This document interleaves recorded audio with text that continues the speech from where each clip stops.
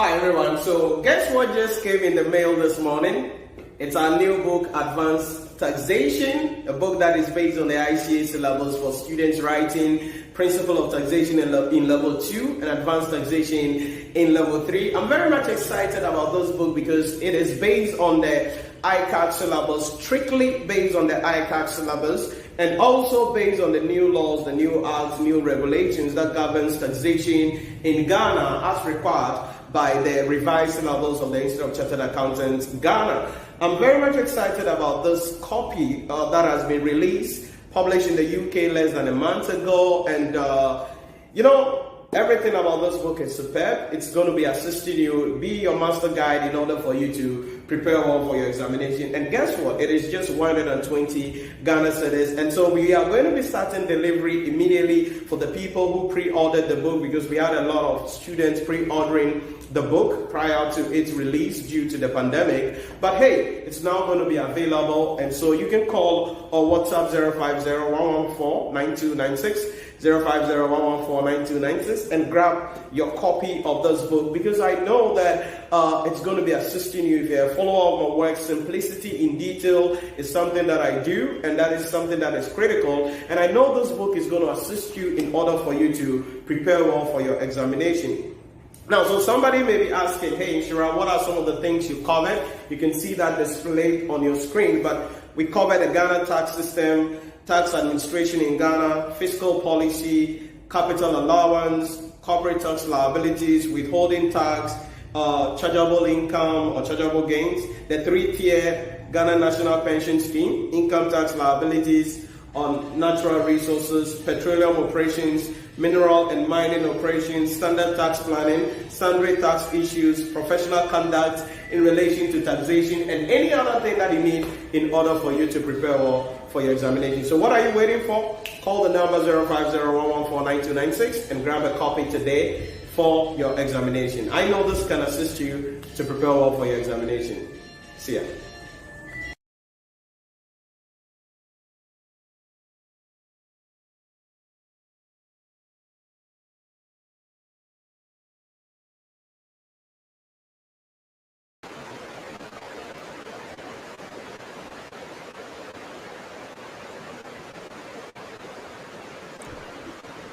Hi everyone, so welcome to the live stream today. Very much excited for having you.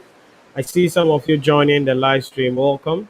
Smash the like button when you join. That way we get more engagement on the video, and YouTube will be able to push the video so we can reach as many students as possible. I see some of you commenting in the chat box. Put in the chat box any questions that you have for me, and let's see how I can assist you there. Next week, Monday, we are starting with the exams, the ICA November 2020 examination. And I hope your revision is going on well. Comment in the chat box and share the video as well. For those of you watching on Facebook, just click the share button and share it. For those of you watching on YouTube also, just click on the share button and share it. Let's see if we can reach as many students as possible.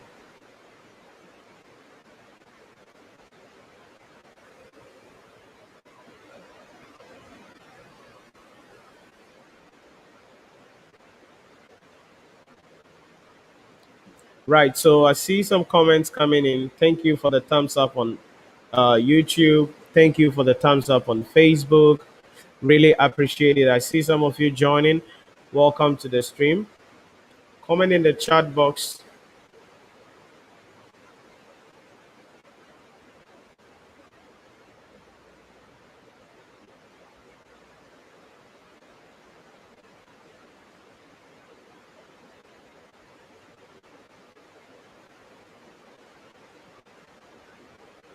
Okay, so let's begin to pick some questions up real quick.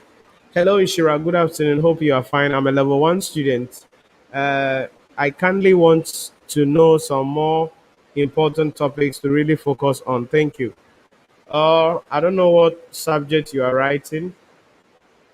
Maybe give me some of the topics, the questions, then I can provide you with some answers there. Dakwa Godwin said, Nhyira, please, are calculations of future swaps and options examinable in FM exams? It depends on the exams. So, at least for currency swap and future swaps, you are supposed to just know the theory about it. So, not necessarily the calculations. So, the theories are what you need to focus on at this level. Senior said, Ishira, God bless you for the work you are doing. Thank you very much, Senior. Financial accounting and introduction to man accounting. Okay. So, Prince Aqua, financial accounting, we have a couple of issues like single entity, financial statement preparation, sole proprietorship, bank reconciliation statements, issues in relation to correction of errors and suspense accounts. These are all areas that the examiner can bring questions on in management account, sorry, in financial accounting that you can optimize on in relation to that. With introduction to man accounting, we know there is going to be trend analysis question or forecasting techniques question. We also know that there is going to be definitely question on budgeting and budgetary control. Variance analysis is going to be there in relation to that. The costing methods, the costing systems. The examiner is going to be throwing you some questions on that. So you need to be on the lookout for this. So, Prince, if you ask me about questions in these areas, these are what I would say in relation to that.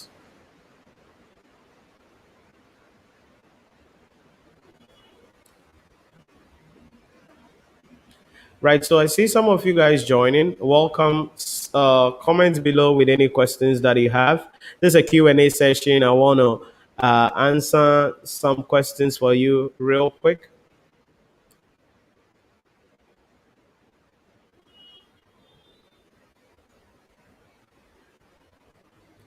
So put in the chat box any questions you have for me as we gear towards the end of the period and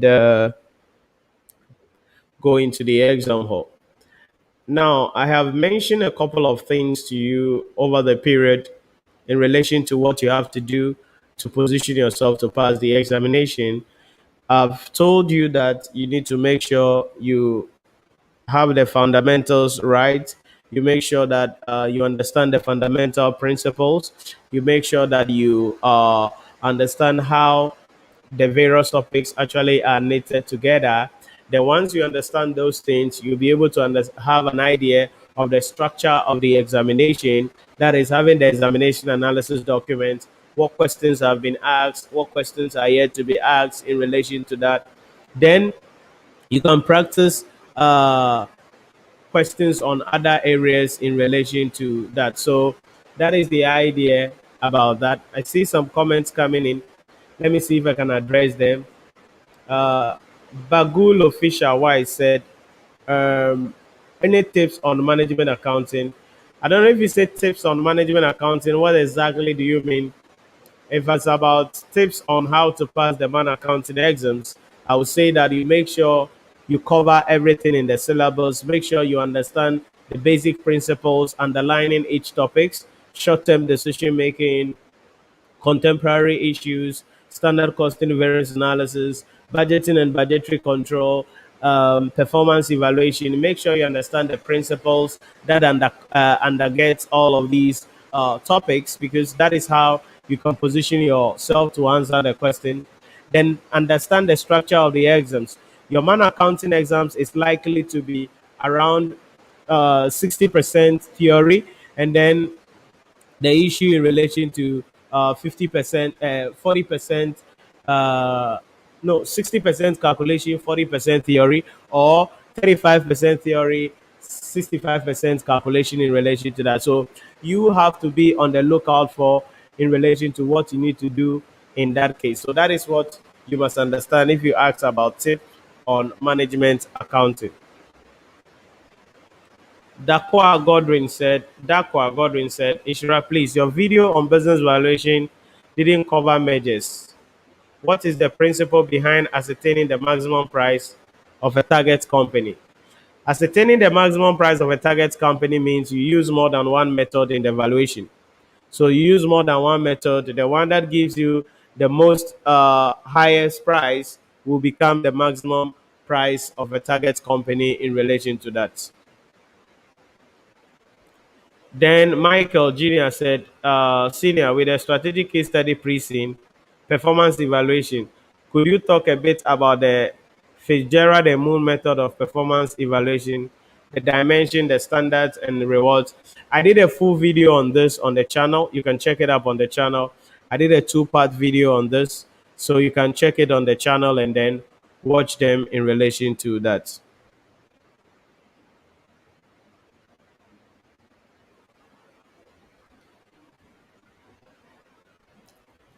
Any other questions for me? I see some of you guys coming up.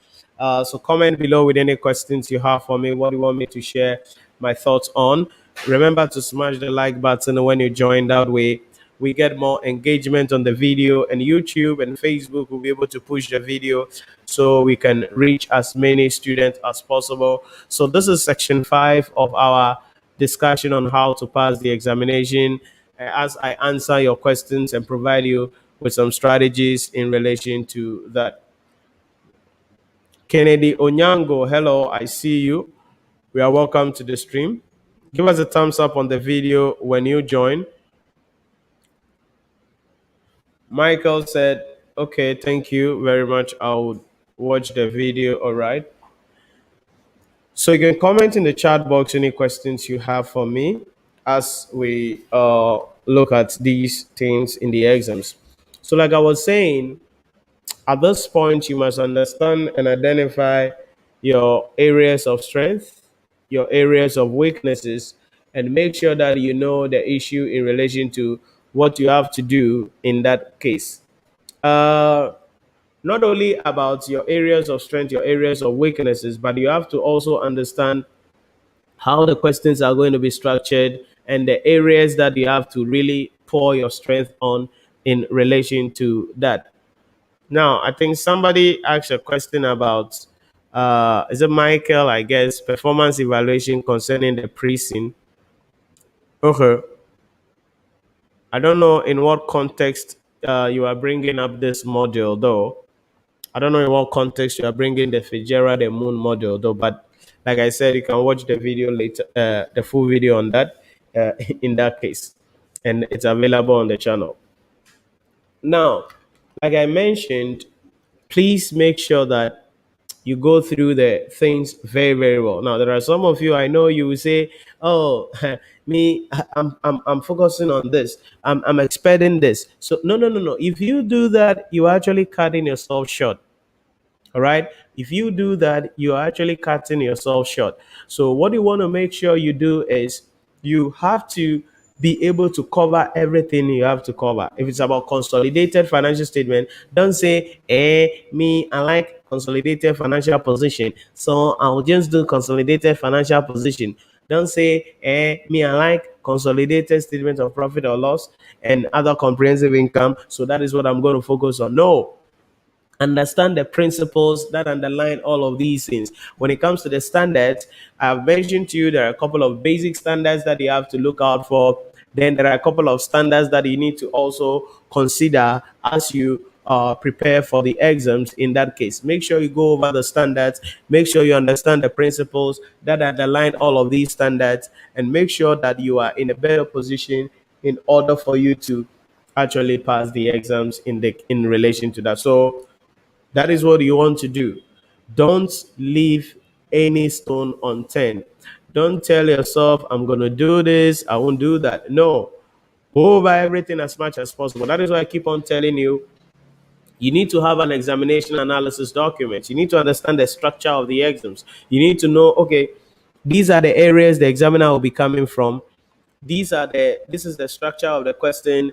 This is what I need to be preparing for. If you're writing something like man accounting, it depends, but we can have 30% theory, 70% calculation. We can have 40% theory, 60% calculation. We can have 35% theory, 65% calculation. All depends on the objective of the examiner and what he wants to achieve in a certain examination sitting. So if you spend time doing all calculations without reading the English in man accounting, then you are not helping yourself. You are actually positioning yourself to fail the exams in relation to that. So you want to make sure that you go over everything that has to be that has to be discussed. When you look at financial management, it has the same idea. We're going to have somewhere like 30% theory, 70% calculation, or 35% theory, 65% calculation. You've got to make sure that you put your mind there in relation to that. Now, when we say theory, we don't mean defined, explain those kind of things. We mean comments or written questions in relation to that. So that is what you have to understand when we talk about the issue in relation to the exams in that case. So make sure you leave no stone unturned. Make sure you go over everything that there is the race in the syllabus. Make sure you have a good idea of how the exams is. And I believe that if you do that, you will be in a better position to actually pass the exams and most importantly, take your life to the next level in relation to that. So that is what I want you to pay close attention to. Make sure you pay and you note very well in relation to that. Now, I see some of you joining. Welcome to the live stream. Smash the like button when you join. That way, we get more engagement. But most importantly, I want you to comment in the chat box with any questions you have for me. If there is something you want me to share my thoughts on, put it in the chat box and let me share my thoughts on it for you.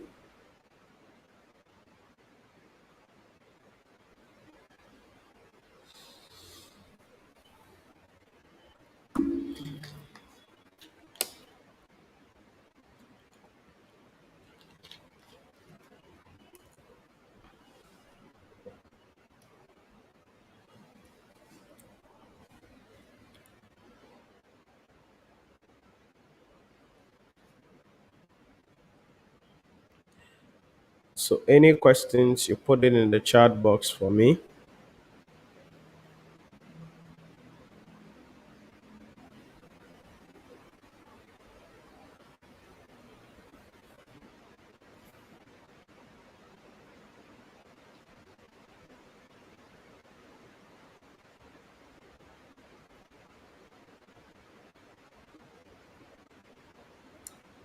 Now, one thing you must understand is that as you go to the exam hall, you need to be in a position that will help you to optimize yourself and pass the exams. And one of the things you want to make sure you do in the exam hall is to take time to read through the questions carefully. Take time to read through the questions carefully. Now, why is this important? This is important because many of you don't take time to read through the questions. Many of you think that, oh, once you can jump to read the requirements, that is all in relation to that. But no, you need to spend time, read through the questions carefully, and make sure you understand the requirements of the question before you begin to write. And there are some of you, you realize that as you are writing, you come back to come and check what you wrote, and you realize that no, you had digressed. If you're not able to identify that, then you are going to be having a problem in the exam hall in relation to that. So you need to understand how you can structure yourself up, how you will be able to read the questions carefully. Then I give this recommendation that during the 15-minute reading time, yes, let me grab my slide.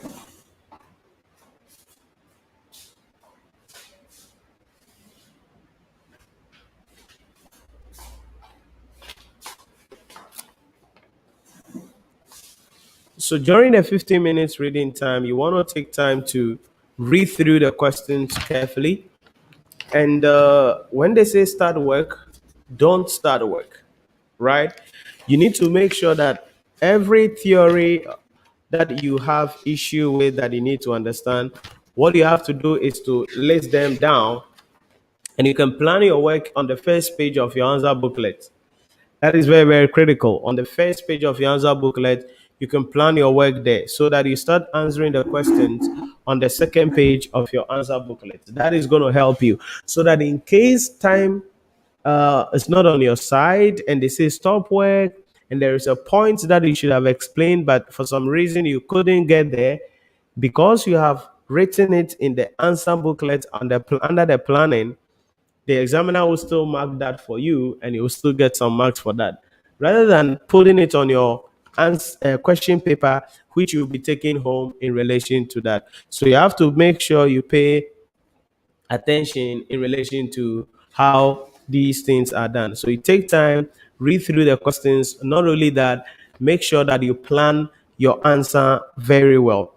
One of the reasons why students fail the exams in the exam hall, it's number one, inability to understand the requirements of the questions, but number two, inappropriately answering the question, like mixing things up, are some of the reasons that students also fail the exams. Now, I see some comments coming in. Let me see if I can address them real quick.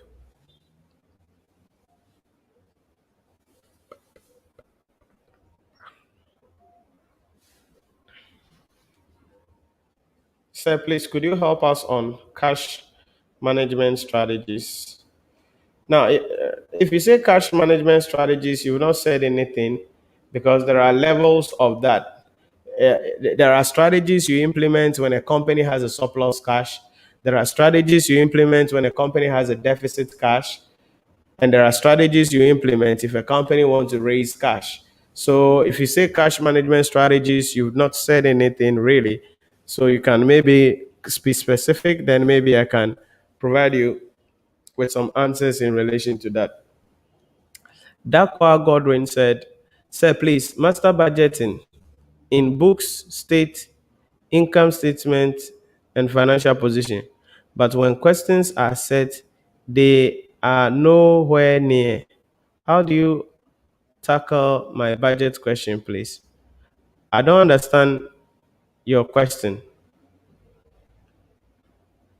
I don't understand your question because master budget is your cash budget, the statement of financial position, it's a statement of financial performance, and then the statement of financial position.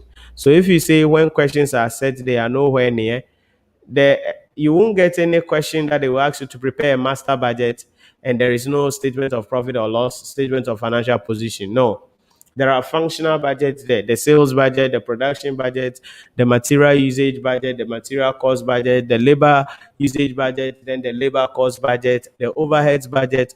All of those ones will be put together in the cash budget. Then once we finish with that, we can now prepare the budgeted statement of profit or loss and budgeted statement of financial position in relation to that. So I don't get the context of your question well. Maybe you can clarify that for me and I could answer you much better in relation to that.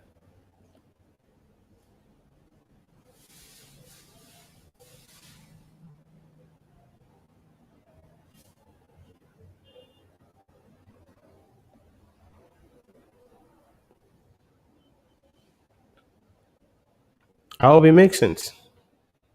So clarify your question, Dakwa, for me. Clarify your question, Michael, for me, and I'll be able to answer you much better in that case.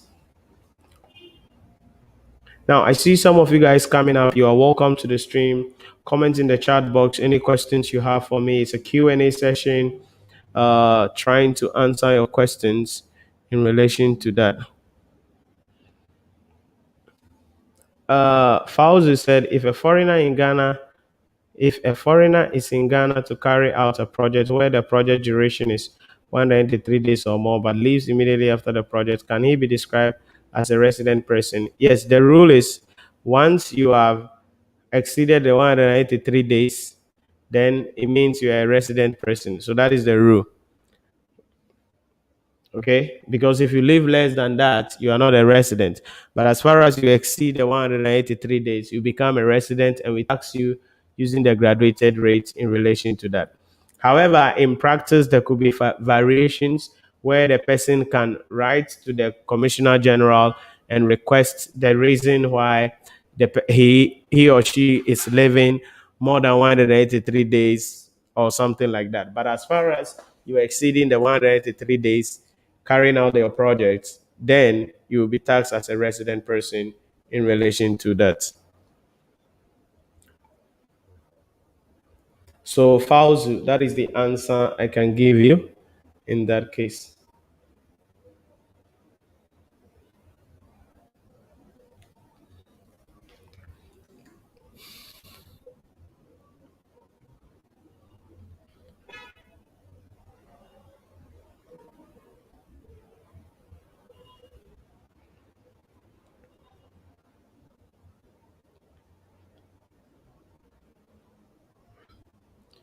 Then I see some comments coming in again. Now I see some of you guys joining. Welcome to the live stream. Comment in the chat box with all your questions. Want to hear from you on Facebook. Share the video on YouTube. Make sure you just share it. Copy the link and share with your friends so we can get as many.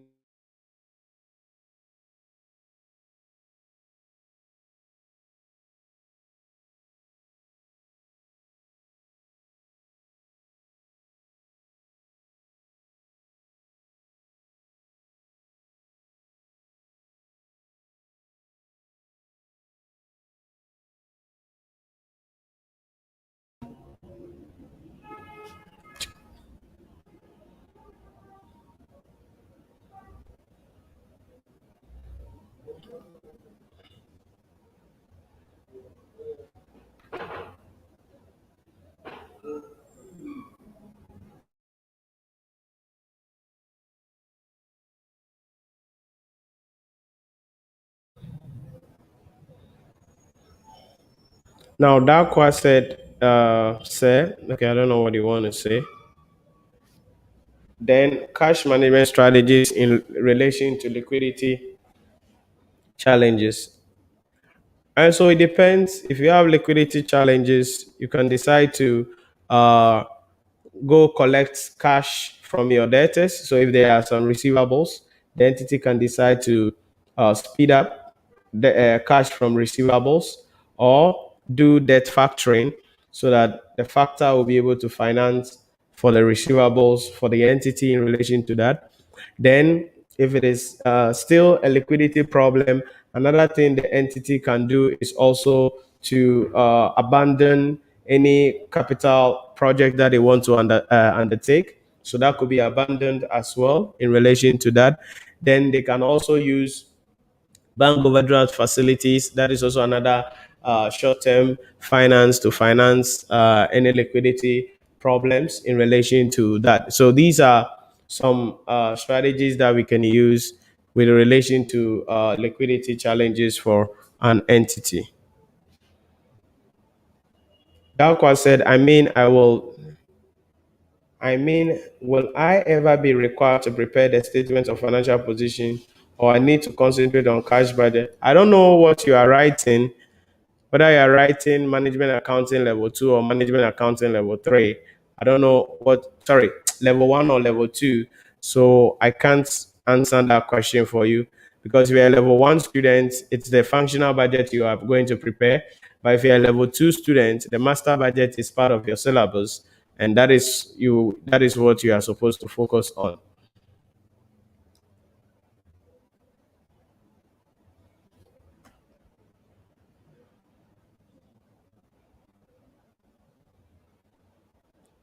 So you comment below with any questions you have for me. Enoch Esiama said, in relation to the strategic case study pre-seen for the November 2020, what do you make of the whole case? I don't know. That is a generic question. If you ask me what I make of the whole case, number one is an interesting case study talking about the hospitality industry. It's an industry that has suffered a lot in terms of this recent pandemic in relation to that. And yes, it was reflected in the case study. So if you ask me what do I make of the whole case, that's a generic question. It's an interesting case in my opinion. Has a lot of issues that the company is having in relation to that. Now, if you are doing strategic case study and doing the case analysis, there are a number of things you need to take into consideration. Number one, you need to understand the industry they are in. Number two, the current issues facing the industry. Number three, the challenges that the entity is facing as per the case. Number four, what is the strategic capacity of the entity? Number five, the key modules that will provide strategic choice for the entity. Number six, any financial perspective. And number seven, you need to also look at corporate governance issues in relation to that. So these are things that must guide you when you are carrying out your analysis or trying to understand the case study in relation to that. So if you ask me what do I make of the whole case, I mean, that is what I can say in that case. That was a level two. Like I said, level two management accounting, it is master budget that is there, not functional budget. But you are supposed to know the functional budget before you come to the master budget, because it is the functional budget results that will bring into the master budget. So if you ask, will you ever be asked to calculate master budget? Yes, it is in your syllabus. So if the examiner wants to ask you, he has every right to ask you that in relation to that. Right. I see some of you guys joining. Welcome to the live stream. Comment in the chat box any questions you have for me. Whatever you want me to share my thoughts on real quick as we bring this semester to an end and provide you with some assistance. Smash the like button also when you join. That way we get more engagement on the video, and YouTube and Facebook will be able to push the video, and we will be able to reach as many students as possible. And share the video, especially for those of you who are watching on Facebook. Share the video for us. Just click the share button and let's see if we can reach as many students as possible. Boss Philip, Senior Kawewa, Kwabena Bastia, Fauzu, Prince Hassan.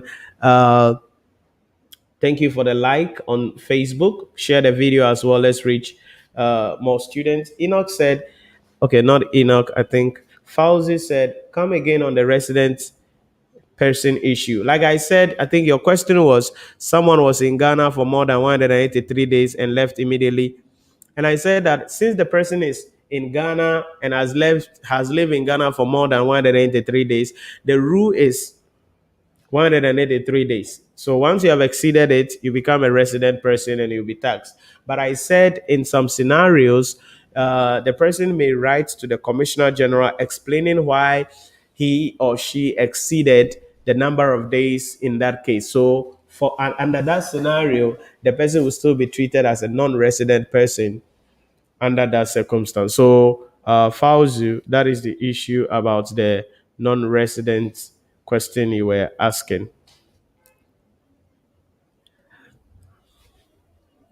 Comment below in the chat box any questions you have for me, whatever you want me to share my thoughts on. Comment below, let me know about them, and I'll be able to provide you with some answers. I see some of you guys coming up on Facebook. I see some of you guys coming up on YouTube. You are welcome to the stream.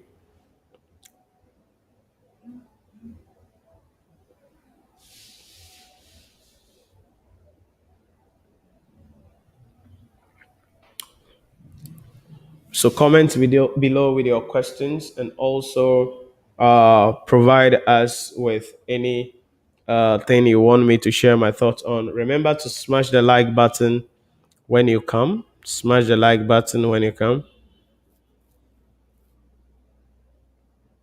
Samuel Quason said, good evening, my boss. Please, any issues under advanced audit and assurance to consider? I don't understand the context of your question, though, but if you ask me, I've already said this over and over again, that when it comes to advanced audit and assurance, audit planning, risk assessment, there is going to be a question on that. Audit procedure, audit evidence, there is going to be a question on that. Audit reporting, there is going to be a question on that. Public sector auditing, there is going to be a question on that. So these are going to be there. All right, these are going to be there. So these areas you want to make sure you focus on. And ethics, definitely ethics is very critical there. So if you ask me, Yeah, these are areas you need to consider. Make sure you understand the concept. There will be a scenario. So from the scenario, the examiner may ask you, what is the business risks, or what are the factors we take into consideration at the planning stage of the audit before accepting the audit in relation to that. So the examiner could pull a trigger on us there. Then also, the examiner could ask you questions about reporting. There is a transaction that they have identified. What will be the impact of the transaction on the auditor's report? That is also going to be there. Public sector audits. Yes, we know something is going to be coming out from there. So if you ask me about what to consider in advanced audit and assurance, I think I've said these things over and over again. But business risks, planning, audit procedure, audit evidence, reporting, public sector, and the issue in relation to how you deal with ethical issues under audits. So, Samuel question, that is what I will say there.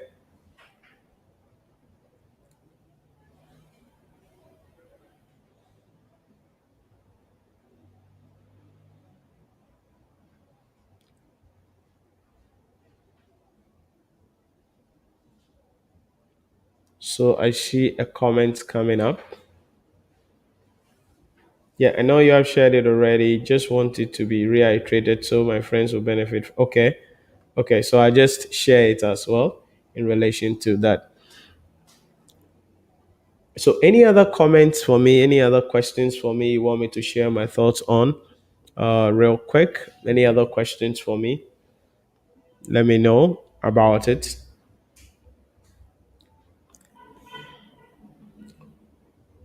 I understand that some of you this week you are really, really starting to put in the effort, really starting to put in the work, and I hope that your revision is going on well. And you need to work on your handwriting. You need to work on your grammar because some of you your writing going to be horrible in the exam hall, and the examiner could punish you for that. Because if what you write is not clear, it'll be difficult for it to be seen in relation to that. So you want to make sure that you have a good handwriting, you present things well in the exam hall. All these will be able to assist you in order for you to uh, pass the exams in that case.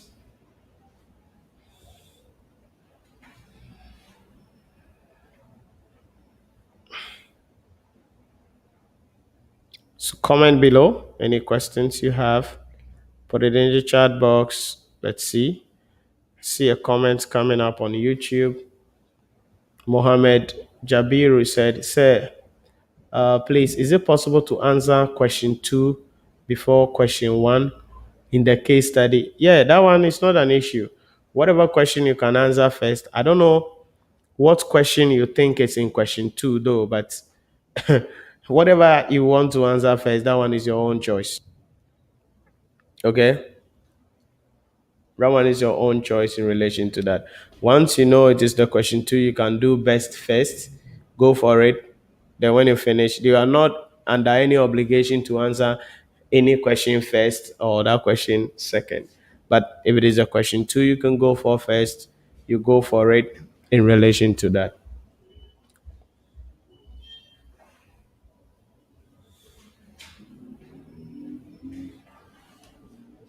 Then I see someone asking, what is the withholding tax rate on part-time income of non-resident person? I don't have that off head. I don't think I can bring up any rate on that. You can check that if you have any good tax book. You'll be able to check that rate there. I don't have that off head, and so I will not be able to pull that up. So I don't want to also give you any rate that will be wrong in that case. So you can cross check that from any good tax book, and you should be able to get that in relation to that. I see some of you joining. You comment below with any questions you have for me.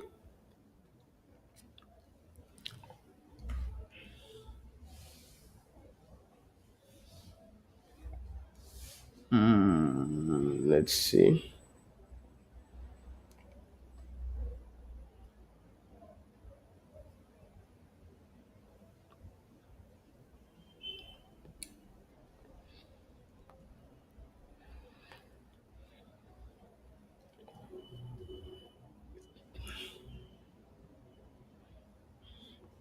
I want to check if I will just get you the withholding tax for non-resident. What was the question again?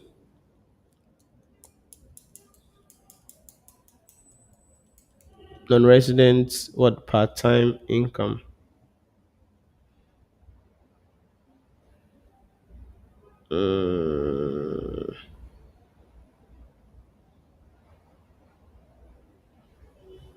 I don't know if it's a part-time income. You've not said anything really broad in that case, but non-resident dividend is 8%, royalties, rents 15%, management consultancy 20%, repatriation of branch profit is 8%, interest income is 8%, income from telecommunication and other things 15%, payment to petroleum subcontractors who are foreigners 15%. So if you say part-time income, maybe it could be under management, consulting, and technical services. So that could be 20% in relation to that. If you get contextualize your questions for me, maybe I could answer that better for you.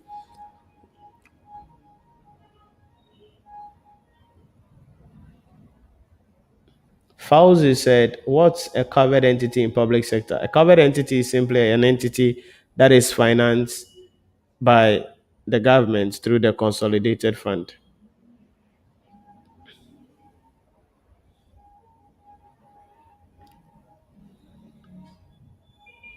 You good about that? So that is what a covered entity is. So the ministries, the departments, agencies, all of those are covered entities in relation to that.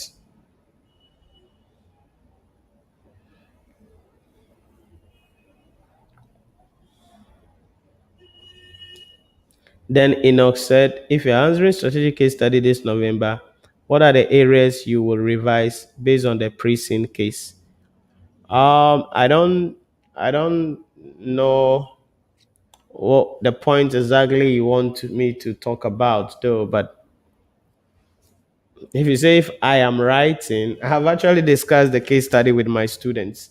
So I don't know what exactly, maybe you can clarify the question, then I can provide you with a better answer there in relation to that. Please, what is a closed company and what's the tax implication of such a closed company? Let me check my slide if I can have anything on that. Types of organizations.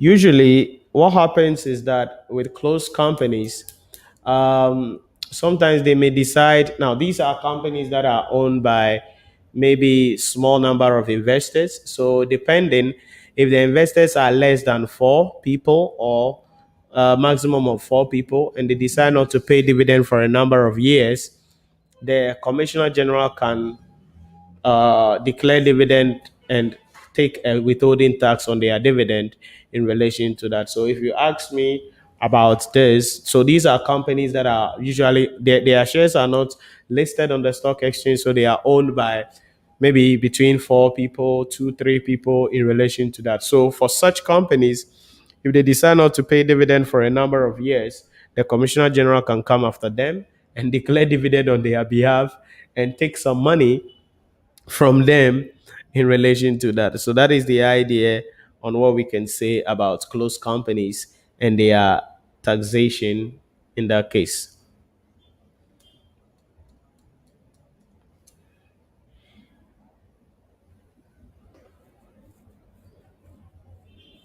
Any other questions for me? So I see some of you joining. Comment below with any questions you have for me real quick. Let's see how I can assist you as you consolidate and bring your learning to an end. I see a question from Darkwa said, my last question for the day. Sir, please, in the case of NPV asset replacement method, how is the cost savings treated? Asset replace How is the cost savings treated? Asset cost derived when there is a disposal. Relax. Let me take that again. My last question for the day. Sir, please, in the case of NPV asset replacement method, how is the cost savings treated? Asset cost derived when there is disposal of the old assets? I don't get a context of your question. Maybe you can retype and let me see if I can understand you much better, Godwin. I don't get a context of your question, like something is missing. So state it well for me, and I'll be able to provide you with a better answer as I get a better understanding in relation to that.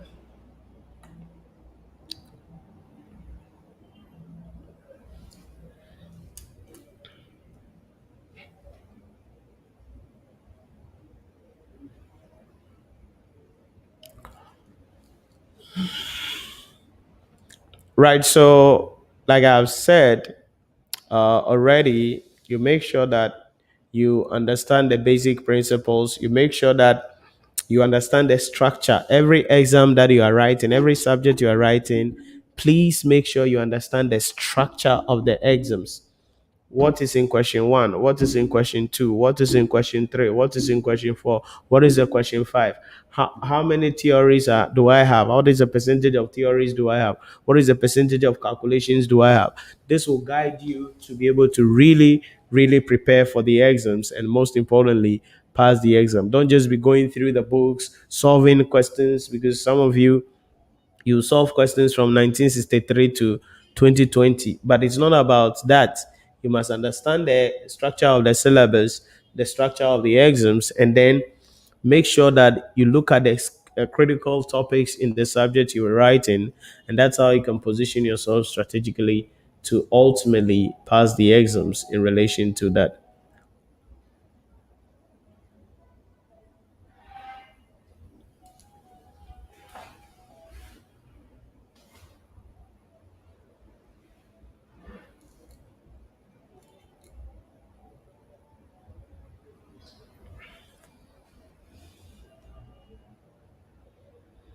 So, any other questions for me on YouTube? Ohineba Bediaku said, please, what is the structure of financial management? I would recommend that you go and get the ICA syllabus. I don't know if you're asking about the structure of the financial management as per the syllabus or as per the exam. So if you're asking structure of financial management, get the ICA syllabus and go through it. You understand the structure. But a couple of issues there. We have business valuation, we have investment appraisal, we have risk management, we have um, business. I've mentioned business valuation, sources of finance, cost of capital, and then the financial, uh, the economic environment of businesses. These are the things there. Now, to get the details of all these, if you're asking this question, it tells me that probably you don't have it. You have not looked at the syllabus, or better still, you are learning on your own. Hence, you don't understand the structure of the syllabus. So make sure you get a copy of the ICA syllabus and then look at what is covered in each of them. But if you ask about the structure generally, the economic environment of businesses, business finance, business valuation and acquisition and mergers, investment appraisal, then risk management in relation to that. So these are the things that are included, or if you ask about the structure of the financial management syllabus in relation to that.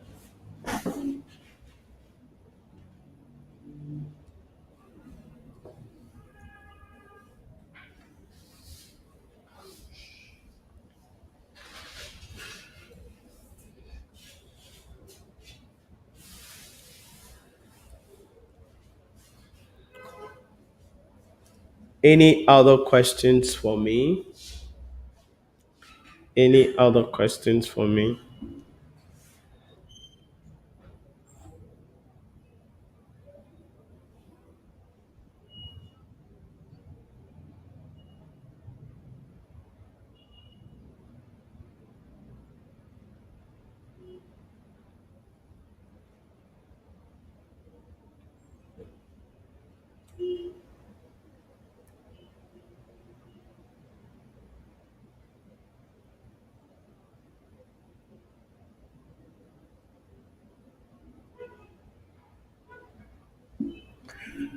Right, so that is it about that. Wanted to come your way and then see what questions you have and the thoughts that I could share with you real quick in relation to that.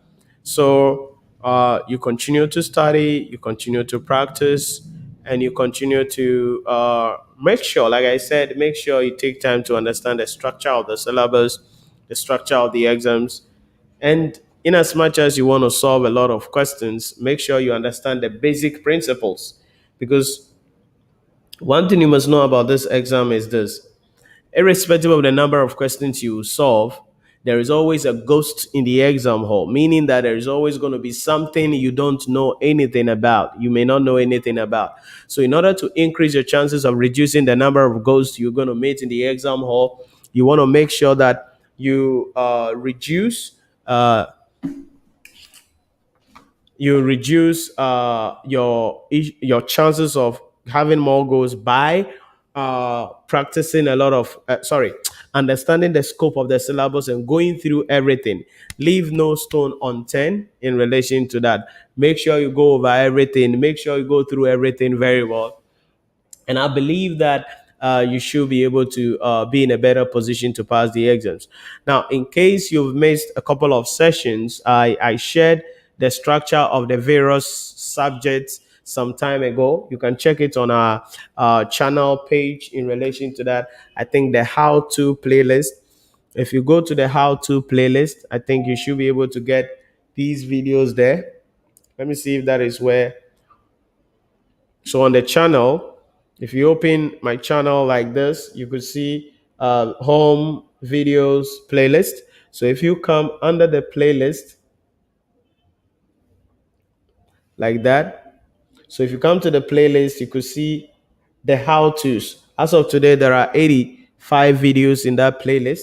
When you open that playlist, you scroll down, you will see I did videos on how to pass certain papers. I did videos on structures of the syllabus on various subjects, the key areas you have to focus on. So you want to make sure that you go through that playlist. As of today, there are 85 videos there. I'm not saying go and watch all the 85 videos. Just go there, the subjects that apply to you, go there and watch that subject to understand the structure of the exams and the key areas you need to focus on in order for you to pass the examination. So this is what I will leave you with actually as well. So the how to playlist has a lot of things there that can assist you in order for you to prepare well for your examination in relation to that. So that is it about that. I'm going to leave you here today, and we're going to see if tomorrow we're going to come your way and come and answer some questions that you are having.